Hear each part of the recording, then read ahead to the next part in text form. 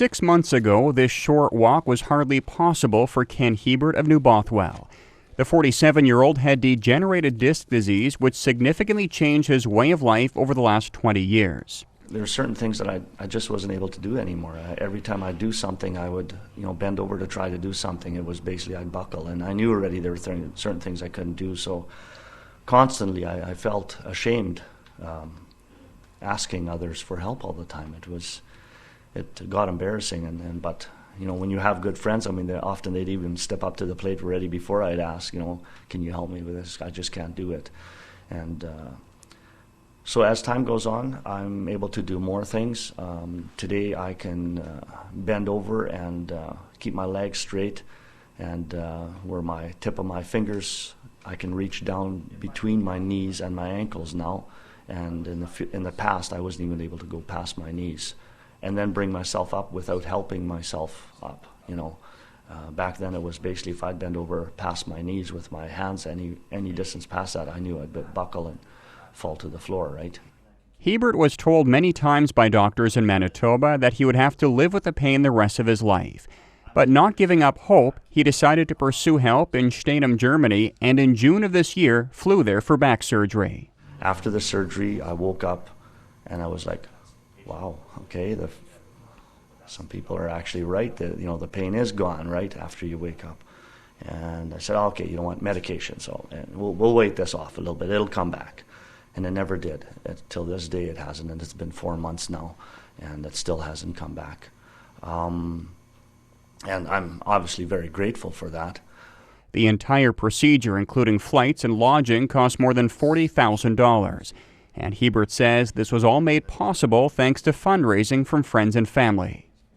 When I got to Germany and I told them how this surgery had become possible, that they had raised over $33,000 here, their eyes lit up. They said, what? They said, oh, you must have a large community. And I said, no, the community isn't large, but their hearts are large. And but it's multiple people. It was the community, it was the church, it was the fire department.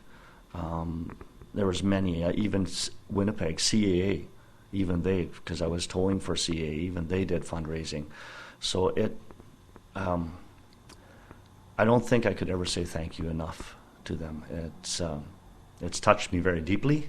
I don't think I'll ever die of the fact of being grateful for that. And so yeah, many thanks to everyone. Recovery is going well for Hebert. As for what he wants to do now, which he couldn't for 20 years, just live a normal life, basically. You have all kinds of dreams, and there's certain things that you actually become frustrated when you know you can't do them, and why do I always have to ask somebody else for help? And now it's just being able to do what I've always done, right? And the stuff that I was able to do when I was younger, obviously, 26, 27 years old before this happened. But now I really want to help other people. That is my biggest goal. I want other people to know what kind of help I received.